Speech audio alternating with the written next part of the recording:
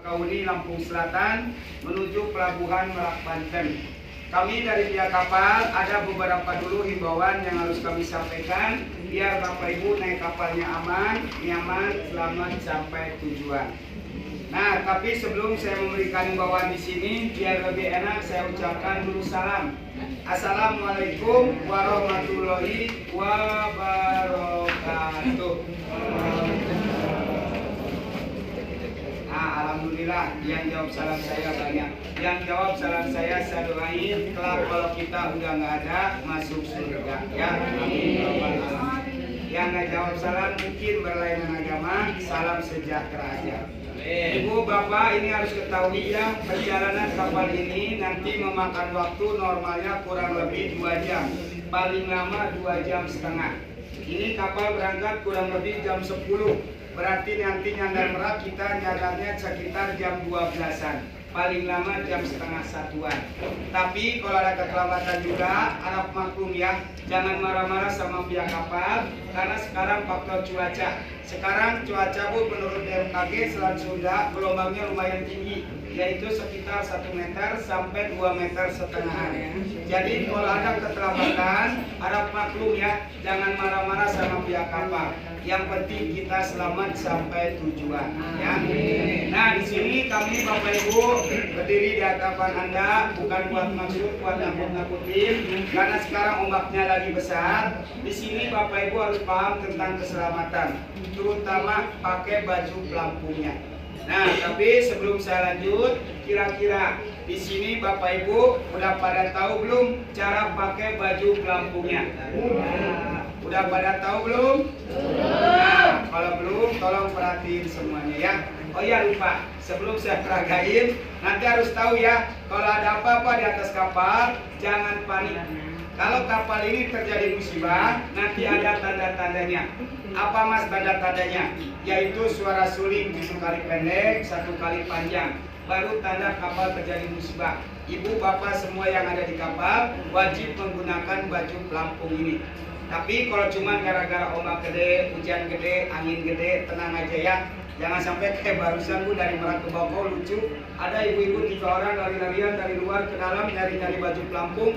Gara-gara dikasih ombak gede, hujan gede. Disangka mereka mungkin musibah, padahal bukan.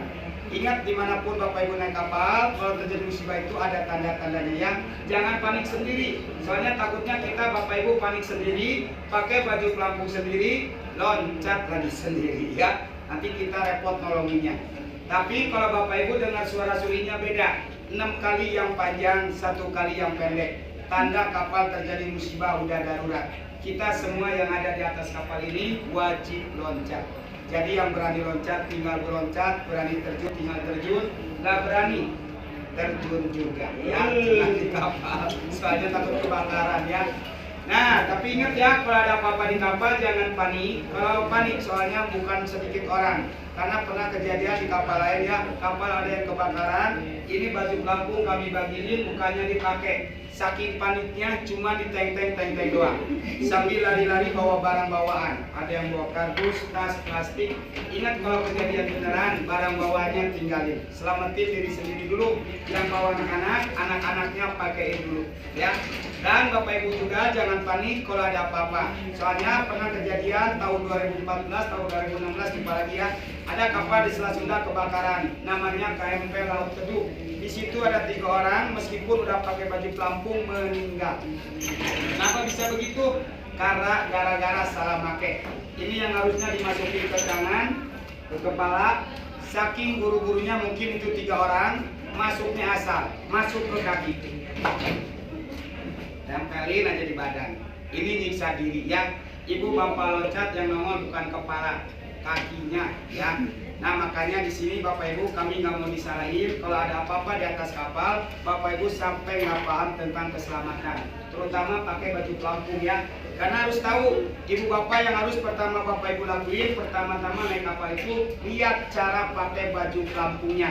Karena harus tahu ya, baju pelampung setiap kapal beda-beda. Nih kayak di sini modelnya yang kayak gini. Ini sebenarnya yang paling ribet sebenarnya, karena ini harus dimasukin ke badan sama ke kepala. Ada di kapal yang juga yang cuma pakai tali doang panjang. Ada juga yang model baru kayak baju rompi. Nah kalau ini kayak gini. Nih kalau ini Bapak Ibu cara makainya begini ya. Depannya yang ada kantongnya, belakangnya yang ada tulisannya. Jadi yang pertama Ibu Bapak harus lakuin kalau pakai baju pelampung di sini begini, dibuka dulu perekatnya ya. Nah lalu ini ada tali di belakang, masukin ke badan. Tuh. Nah setelah dimasukin, jangan lupa dimasukin kepalanya juga. Tuh. Nah ya, cuman ingat kalau udah disuruh terjun, jangan terjun begini juga. Kalau Bapak Ibu pelampungnya belum diikat, nanti percuma. Ibu Bapak loncat, gaya batu kelelep ya, jadi ke atas lepas. Nah ini harus diikat dulu. Cara ngikatnya gimana Mas? Di sini ada perekat di tengah-tengahnya ya, tempelin lagi perekatnya. Nah lalu di sini ada tali, masukin talinya. Ini kebetulan talinya kayak sabuk pengaman di kendaraan. Jadi ini mah tinggal dimasukin, harus sampai bunyi klik nih kayak begini. Nah ya, kalau belum bunyi klik tekan, maksudnya mah biar kencang ya. Nah ini Bapak Ibu cara pakai baju pelampung di atas kapal ini. Misalnya, amit-amit ya, kapal terjadi musibah, kata Bapak Kapten disuruh loncat. Ingat kalau kita disuruh loncat nggak boleh sembarangan. Jangan gara-gara panik lewat jendela-jendela kapal atau pinggir-pinggir di kapal di atas ini. Itu dilarang ya. Karena kita loncat nggak boleh naik pagar. Nah lalu Mas kalau loncat gimana? Ada tempatnya khusus, namanya master station. Kalau bahasa Indonesianya perkumpulan para penumpang. Kalau terjadi kapal musibah. Nah kalau di kapal ini adanya di mana Mas? Tuh di bawah, di dekat ruangan mobil kendaraan pribadi. Di situ ada ruangan khusus buat evaluasi.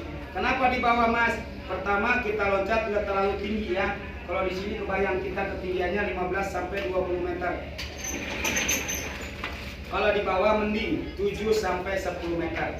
Kedua, kenapa di bawah? Karena di bawah Bapak Ibu pagarnya bisa dibuka, digeser. Jadi kita loncat nggak usah naik pagar lagi.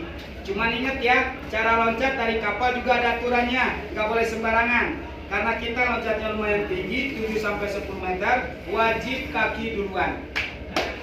Jangan kepala, jangan dada. Cuman ingat posisi kaki juga jangan bebas ngangkang begini kalau loncat ya. Kenapa Mas? Soalnya takut orang udah pada terjun duluan, nongol kepalanya, kebayang Bapak Ibu belakangan. Cedera, Ibu nggak ada apa-apa, saya Bu ada ya. Nah makanya Bapak Ibu wajib dirapetin kakinya. Kalau nggak rapet disilangin. Ini gunanya buat ngebelah air laut. Barangkali di bawah kita ada kayu, besi atau orang sekalipun ketekan maksudnya ya. Nah lalu tangan satu megang baju pelampung, tekan ke bawah biar kalau kita terjun nggak kena dagu. Nah yang terakhir tangannya megang hidung sama mulut. Ini gunanya biar nggak terlalu banyak minum air laut. Soalnya kita loncat ketinggian 7 sampai 10 meter, pasti masuk ke dalam air 1 sampai 2 meter. Tergantung ya, kalau yang gendut lebih parah, goblol ya. Mohon maaf Bapak Ibu, yang gendut harus saya ngomongin. Nah, Ibu Bapak ya, kurang lebih lah cara loncatnya begini. Contoh saya di atas kapal, di depan saya laut, kurang lebih cara loncatnya begini. Tuh. Coba ya. Nah, mohon maaf, nggak saya langsung contohin ke laut ya. Soalnya saya juga orang Bu. Nah, cuman tolong kalau udah loncat, Bapak Ibu jangan diem, jangan gara-gara panik pasrah aja begini ya. Nggak boleh. Ibu Bapak harus berenang menjauhi kapal yang terjadi musibah sejauh mungkin. Ya minim-minim 50 sampai 100 meteran lah ya. Kenapa Mas harus jauh dari kapal? Takut kapal yang terjadi musibahnya tenggelam, biar Ibu Bapak nggak ikut keseret ke dalam laut. Takut kebakaran biar nggak kena percikan api, makanya berenang. Nah tugas Bapak Ibu terakhir minta tolong. Cuma ingat kalau pengen minta tolong jangan teriak-teriak kayak saya. Nanti suaranya habis pada lemes pingsan lagi ya. Ini di baju pelampung ada alat buat minta tolong, namanya fluid. Tuh, mana lagi si fluidnya ini?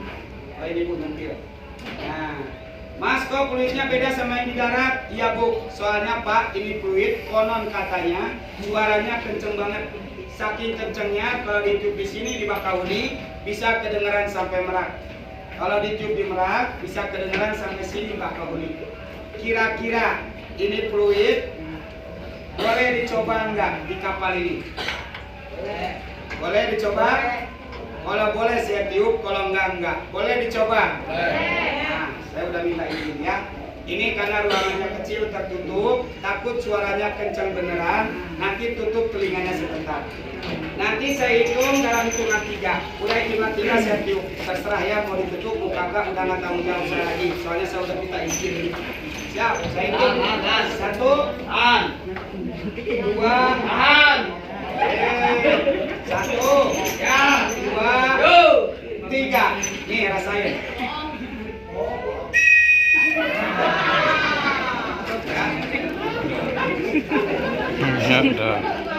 Alhamdulillah, sekarang penumpangnya senyum semua. Nah, kenapa saya kasih sedikit candaan? Saya bukannya meraih kerjaan ya.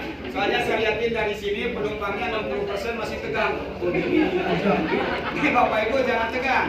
Ini masih sebatas peragaan ya. Jadi sebagai ilmu aja. Barangkali nanti Bapak Ibu anak ibu bapak nanya, udah pada tahu ya.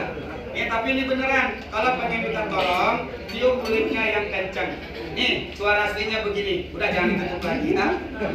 Tuh.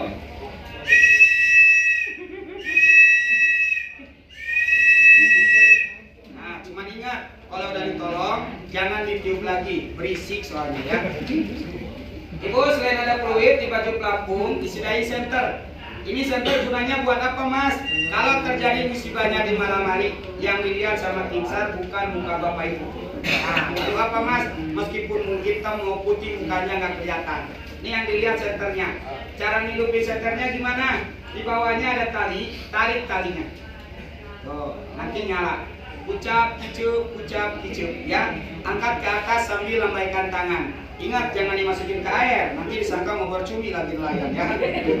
Mas, gimana kalau senternya mati macet? Yang namanya alat pasti ada yang rusak ya. Ini jangan khawatir meskipun senternya mati macet, kalau Bapak Ibu pakai baju pelampung masih kelihatan. Dilihatnya dari mana? Nih, di baju pelampungnya ada garis-garis putih. Ini bukan tambalan kurang bahan ya. Ini sebagai tanda kalau terjadi musibah di malam hari kayak begini, yang dilihat sama tim SAR ini. Ini nanti nyala Bapak Ibu kena sinar bulan, senter-senter pisang atau senter kapal lain yang datang nyelamatin Bapak Ibunya. Nah makanya ingat ya, dimanapun Bapak Ibu naik kapal, kalau benar-benar terjadi musibah, wajib menggunakan baju pelampung ini. Karena baju pelampung itu gunanya selain nolong Bapak Ibu biar ngambang di laut, biar cepat ditemukan oleh tim SAR. Nah, tapi yang amit ya, jangan sampai terjadi hal-hal yang kita tidak inginkan di atas kapal ini. Nah, maka dari itu, mumpung kita lagi ngumpul, mari kita Bapak Ibu di kapal ini jangan lupa berdoa ya. Semoga kapal kita yang kita taikin sama ibu bapaknya selamat sampai tujuan. Amin. Ya. Nah itu Bapak Ibu tentang keselamatan yang pertama yang harus Bapak Ibu paham semua, terutama cara memakai baju pelampungnya. Oh ya lupa, Mas, di mana letak baju pelampung? Setiap kapal manapun letak baju pelampung adanya di ruangan. Kayak di sini ruang kelas ekonomi. Adanya di depan Bapak Ibu di dalam lemari atau dalam box warna merah. Ya, ini nggak pernah kami kunci, cuma diserotin doang. Karena yang namanya musibah ngedadak. Jadi kalau ada apa-apa, ambil satu orang satu biji. Ya. Nah itu aja Bapak Ibu ya. Nah di sini yang keduanya, Ibu karena sekarang lagi musim hujan, sekarang ombaknya juga lumayan besar. Tolong Bapak Ibu di sini saya ingetin, yang bawa anak kecil, tolong jagain, jangan sampai main sendirian keluyuran di atas kapal, terutama di pinggir-pinggir ya. Karena Bapak Ibu bisa lihat sendiri tuh pinggir-pinggir kapal lubangnya cukup lebar. Takut namanya anak-anak suka bercanda. Ada yang lari-larian, lihat-lihat laut, jatuh ke laut. Apalagi sekarang habis hujannya dari Merak ke Bangkok tadi gede banget, licin. Nah buat hindari kecelakaan, Ibu yang bawa anak kecil Bapak tolong dijagain. Kalau pengen keluar boleh silakan, tapi ditemenin ya. Jangan sampai sendiri, berbahaya. Karena kalau ada yang jatuh ke kapal atau ke laut, kemungkinannya cuma 2. Kalau nggak hilang, meninggal. Nah makanya saya mohon banget yang bawa anak kecil jagain. Nah yang terakhir Ibu Bapak di sini barangkali ada yang membutuhkan fasilitas kapal berupa toilet sama WC, adanya di luar semua. Khusus buat toilet laki-laki itu sebelah kanan saya, di belakang Bapak Ibu ya. Kalau buat perempuan sebelah kiri saya. Cuman mohon maaf nih, kalau setengah laki setengah perempuan itu belum ada ya. Pilih sendiri, bingung saya ngarahinnya. Sono setengah, setengah ya. Ibu yang pengen sholat asar, sholat isya, sholat maghrib di jamaah ya. Tuh musolanya di belakang Bapak Ibu ya, di bawah. Nah jadi nanti kalau pengen sholat turun tangga di sini sekali, di situ dekat ada musolanya ya. Nah, yang terpenting di sinilah Bapak Ibu, karena sekarang Bapak Ibu harus ingat lagi di atas kapal. Barangkali di sini ada yang jarang naik kapal, apalagi nggak pernah naik kapal sama sekali. Tolong banget yang belum makan, yang bawa makanan, saya mohon dimakan dulu ya, yang bawa makanannya. Mau bawa nasi, kek, roti, kue, kopi, makan. Koblok. Perutnya isiin, kenyangin. Kenapa saya suruh makan? Takut perjalanan kapal ini nanti lama, Bapak Ibu masuk angin, sakit, nggak kuat, malah pingsan lagi ya. Nah, buat hindari masuk angin, yang bawa makanan saya harap makan. Karena jujur, yang kita takutin di kapal sekarang bukan setruk, tapi masuk angin, angin duduk. Angin laut sama angin darat beda banget, jangan disamain ya. Angin laut itu mengandung zat garam tinggi. Takut Bapak Ibu badannya lagi lemes, nggak fit, perut kosong, takut anginnya masuk pori-pori, kena jantung, bisa innalillahi. Nah, makanya saya gak bosan-bosan ngingetin buat penumpang yang belum makan, tolong makan dulu.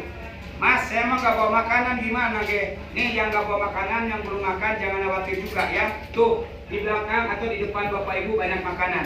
Ada pop mie, ada roti, ada kue. Makan sekenyang-kenyangnya ke depan silakan. Jangan malu-malu ya, anggap rumah sendiri.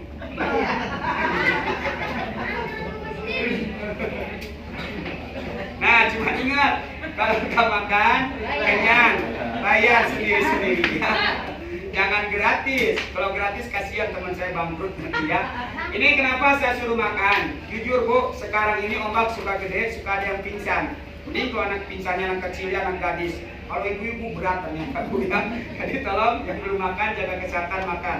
Nah, sekarang ombaknya lagi gede. Kedua harus tahu ya, di kapal manapun nggak ada dokter. Kalau di sini ada yang sakit pingsan, yang nyembuhin, yang nyadarin. Kalau di sini saya sama perempuan pramugari 2 orang.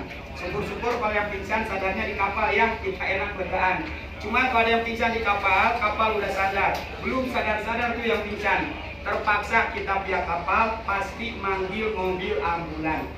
Nah, makanya buat jaga kesehatan Bapak Ibu di kapal, tolong yang belum makan, makan.